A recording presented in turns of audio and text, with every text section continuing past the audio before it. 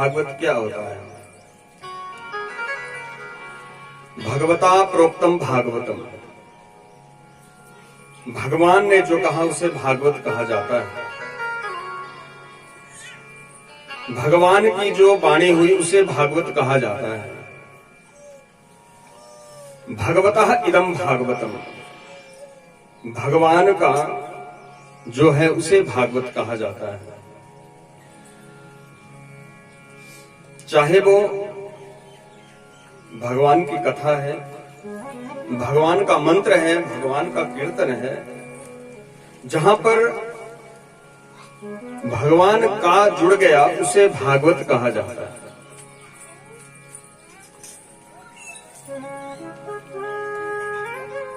श्रीमद् भागवत जी की जो कथा है, इस कथा का क्या महत्व है,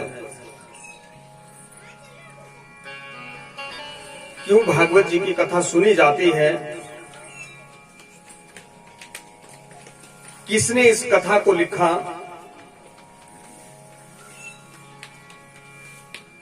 और किस प्रकार से कैसे ये कथा हमारे जीवन में परिवर्तन करती है, इन सब बातों का जहां पर विस्तृत रूप से वर्णन आए, विवेचन आए, उसे महात्म्य कहा जाता है। कोई भी ग्रंथ होता है, उसकी अपनी एक उपयोगिता होती है, अपना एक महत्व होता है, अपना महात्म्य होता है।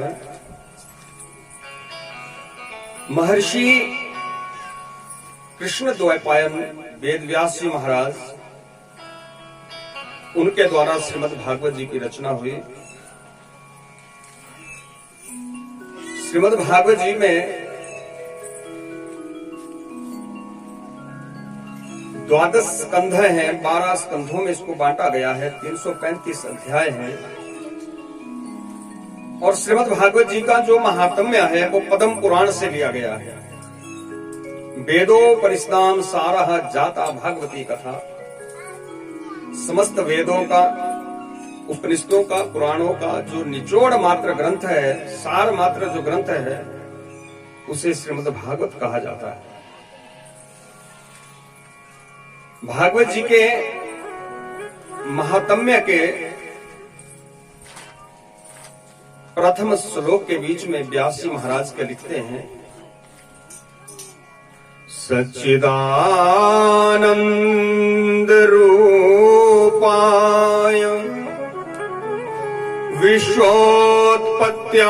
विश्वोत्पत्त्यादि हेतवे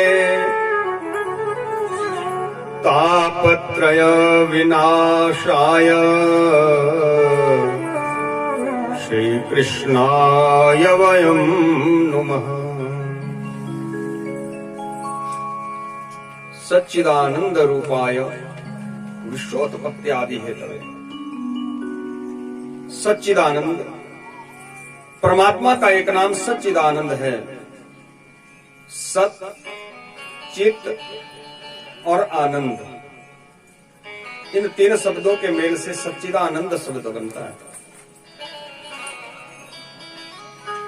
जो सत्य है वो परमात्मा है, जो सच है उसे परमात्मा कहा जाता है। तो सत्य क्या है? जो कुछ हम इस संसार के बीच में देख पा रहे हैं, क्या वो सत्य है? जो अपने चर्म चक्षुओं से देख रहे हैं, क्या उसको हम सच माने?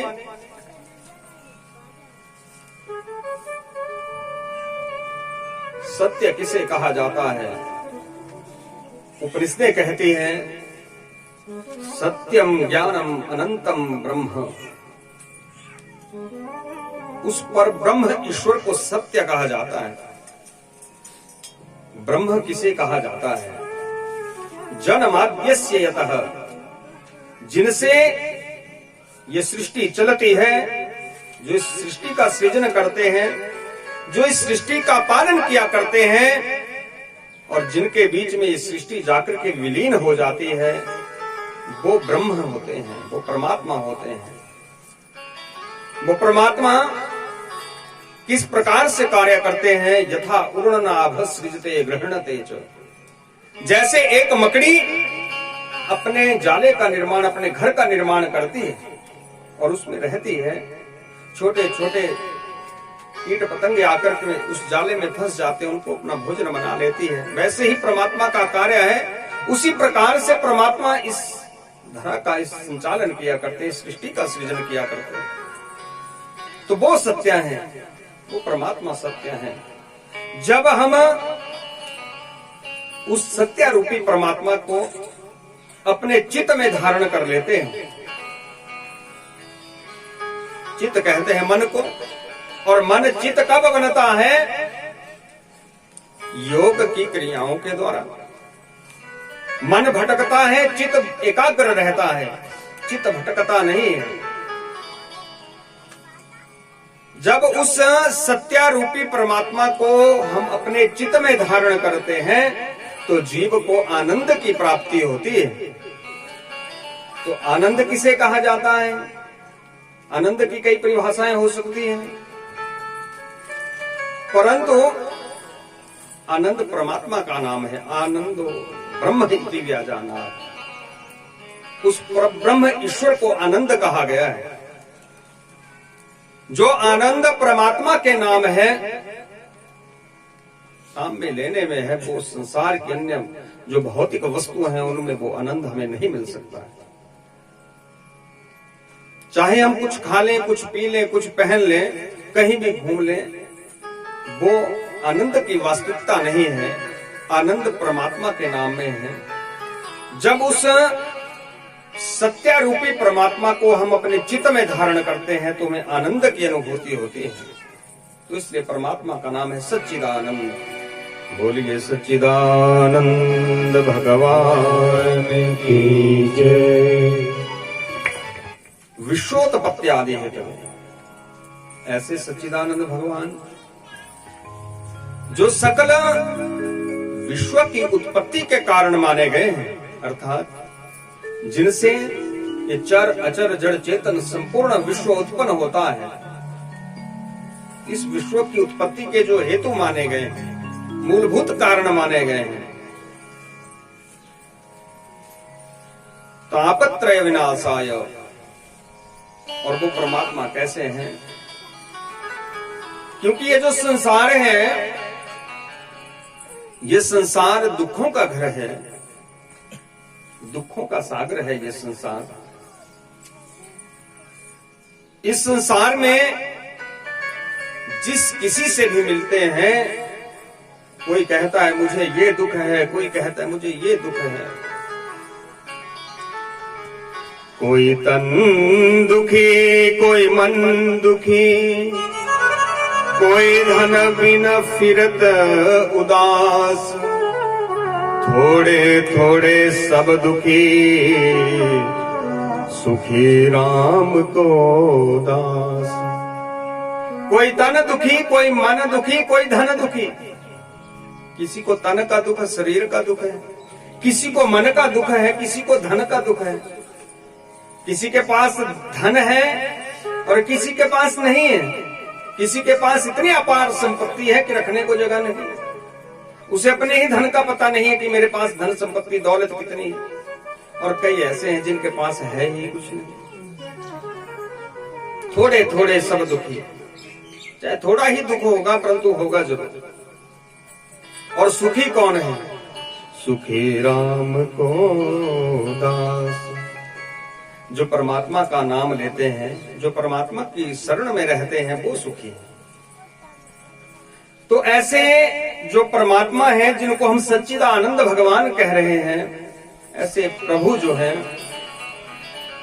व्यक्ति को दुखों से पार निकालते हैं। और दुख जो है वो शास्त्रों में 3 प्रकार के कहे गए: आध्यात्मिक, अधिदैविक, अधिभौतिक।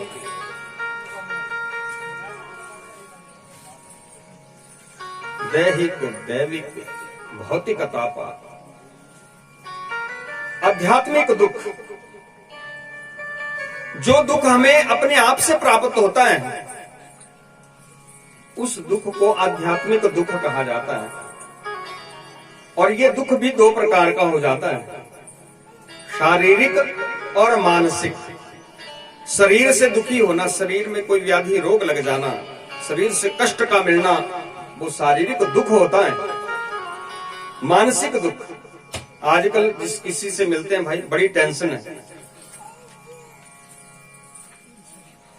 मानसिक दुख। तो ये दुख कैसे होता है?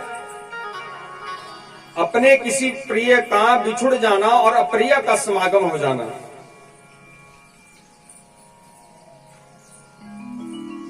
कोई ऐसी चीज हमारी जिसे हम खोना नहीं चाहते थे वो हमारे से खो जाए, और ऐसी चीज पल्ले पड़ जाए जिसके बारे में सोचा भी ना हो, तो वो मानसिक दुख का कारण बन जाता है। अधिदैविक दुख, दैवी आपदाएं, देवताओं की इच्छा से दुख हमें मिलते हैं। सुनामी, भूकंप, भूचाल, कम अन्न का होना, ज्यादा अन्न का हो जाना, ये सारे अधिदैविक दुख होते हैं।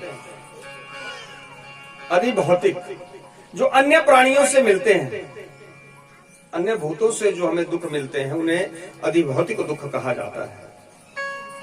क्योंकि आजकल भैया देखा जाता है किसी को सुख में नहीं देख सकते कि इसके पास ऐसा क्यों है, इसके पास गाड़ी क्यों है, इसके पास अच्छा घर क्यों है, इसके पास अच्छी नौकरी क्यों है।